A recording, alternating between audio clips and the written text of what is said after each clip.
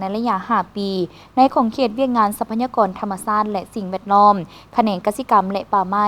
ขยายตัวเฉลี่ย 2.75 ส่วนห้อยต่อปีลื่นแผนการ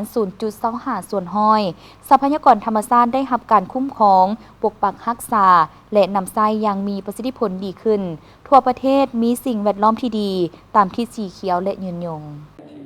ท่านไซนคร อินทวงศ์รองรัฐมนตรีกระทรวงเกษตรกรรมและสิ่งแวดล้อมได้รายงานการเมืองในระยะ5 ปีแต่ปี 2021-2025 ต่อกล่องประชุมใหญ่ผู้แทนองค์คณะพรรคกระทรวงเกษตรกรรมและสิ่งแวดล้อมครั้งที่ 7 ให้ฮู้ว่าตลอดระยะ5 ปีของการนำพาจัดตั้งปฏิบัติมติกล่องประชุมใหญ่องค์คณะพรรคกระทรวงได้เอาใจใส่จัดตั้งเผยแผ่เสื่อมซึมและแผนพัฒนาเกษตรกรรมป่าไม้และพัฒนาชนบทแผนพัฒนาทรัพยากรธรรมชาติและสิ่งแวดล้อม5 ปีเข้าสู่ล่วงเลิกโดยได้กำหนดเป็น6แผนดำเนินงาน16โครงการในโครงเขตเวียกงานเกษตรกรรมป่าไม้และพัฒนาชนบทและ5เป้าหมายใหญ่โครงเขตเวียกงานทรัพยากรธรรมชาติและสิ่งแวดล้อมแขนงเกษตรกรรมและป่าไม้ขยายตัวเฉลี่ย 2.75 ส่วนห้อยต่อปีลื่นแผนการ 0.25 ส่วนห้อยแผนการ 2.5 ส่วนห้อยต่อปีทรัพยากรธรรมชาติได้รับการคุ้มครองปกปักรักษาและนำใช้อย่างมีประสิทธิผลดีขึ้น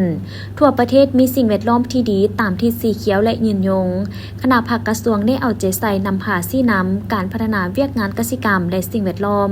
ตามทิศหันเป็นอุตสาหกรรมทันสมัยสีเขียวและยืนยงสุมใส่สุขอยู่ส่งเสริมการผลิตเสบียงอาหาร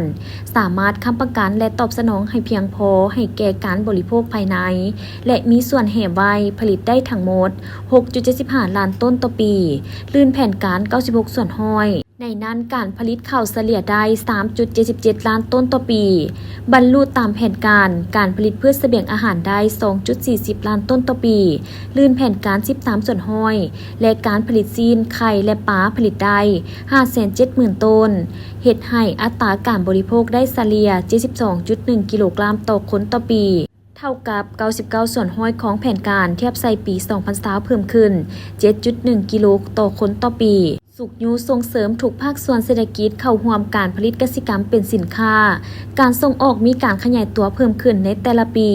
ซึ่งสามารถส่งออกผลผลิตกสิกรรมและป่าไม้ได้ 7,890 ล้านดอลลาร์หรือเฉลี่ยเท่ากับ 1,578 ล้านดอลลาร์ต่อปีลื่นแผนการ 31.49 ส่วนห้อยจะตั้งปฏิบัติเวียกงานคุ้มครองปกปักรักษาป่าไม้โดยสร้างและปรับปรุงบรรดานิติกรรมแผนคุ้มครองการลงทุนการปฏิบัติสนธิสัญญาและอนุสัญญาสากลที่สาธารณรัฐประชาธิปไตยประชาชนลาวเป็นภาคีเพื่อคุ้มครองและพัฒนา3ประเภทป่าและการคุ้มครองชีวนานาพันธุ์เฮ็ดให้การปกหุ้มป่าไม้บรรลุ 62.56 ส่วนห้อยกำหนดและจัดสรรเนื้อที่ดินป่าไม้ได้ 65.6 ส่วนห้อยของเนื้อที่ทั่วประเทศเทียบใส่คาดหมายสู่โซน70 ส่วนห้อยแม่นบ่ทันบรรลุสามารถขายสินเชื่อกักบอนได้16 ล้านดอลลาร์สหรัฐสั่งตั้งอุทยานแห่งชาติได้4แห่งพิเศษองค์การยูเนสโกได้รับรองอุทยานแห่งชาติหินหนำนอ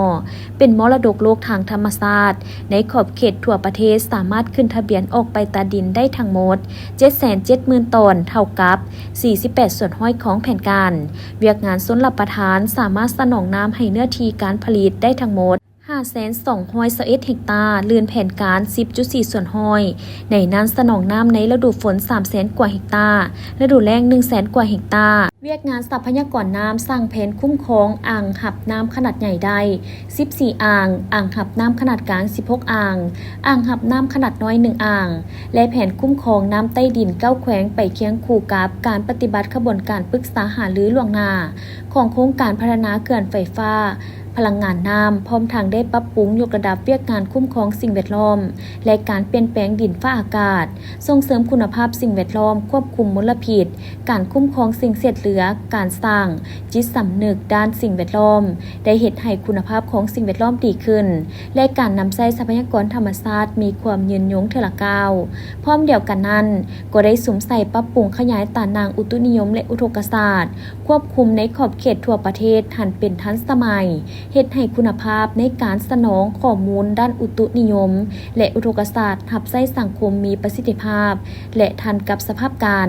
พัฒนาชนบทและแก้ไขความทุกข์ยากตามที่สามสร้างเข้าสู่หลวงเลิกสามารถสร้างครอบครัวพ้นทุกข์ได้ 128,736 ครอบครัวสร้างบ้านพ้นทุกข์ได้ 1,108 บ้านสร้างเมืองพ้นทุกข์ได้23เมืองสร้างครอบครัวพัฒนาได้ 158,510 ครอบครัวสร้างบ้านพัฒนาได้ 1,550 บ้านสร้างบ้านใหญ่เป็นตัวเมืองในชนบทได้38 จุดเฮ็ดให้ครอบครัวบรรลุมาตรฐานพ้นทุกข์และมาตรฐานพัฒนาตามดำรัส348ทับลบกวาม 85.66 ส่วนห้อยหรือ 1,57,313 ครอบครัวบ่ทันบรรลุมาตรฐานพ้นทุกข์กวาม 14.34 ส่วนห้อยหรือ 177,000 ครอบครัวเคียงคู่กันนั้นก็ได้เอาใจใส่โฆษณาเผยแพร่กฎหมายและนิติกรรมที่เกี่ยวข้องติดตามกวดกาการปฏิบัติพันธะด้านสิ่งแวดล้อมตามแผนคุ้มครองและติดตามกวดกาสิ่งแวดล้อมของโครงการลงทุนและกิจการต่างๆรับประกันบ่ให้มีผลกระทบต่อสิ่งแวดล้อมและสังคมสุขยุส่งเสริมจัดตั้งการผลิตด้วยหลายรูปแบบได้ยุแหงกระบวนการการผลิตเป็นสินค้านำไส้กลจักรทันสมัยเข้าในการผลิตหลายขึ้นสร้างและปรับปรุงศูนย์สาธิตเทคนิคและพัฒนากสิกรรมเป็นศูนย์ตัวแบบและบริการกลจักรกสิกรรมการจัดตั้งกลุ่มการผลิตและสหกรณ์ก็ได้รับการขยายตัวซึ่งสามารถจัดตั้งกลุ่มการผลิตได้ทั้งหมด 3,705 กลุ่มเพิ่มขึ้น 2,177 กลุ่มมีสหกรณ์กสิกรรมทั้งหมด46สหกรณ์เพิ่มขึ้น23สหกรณ์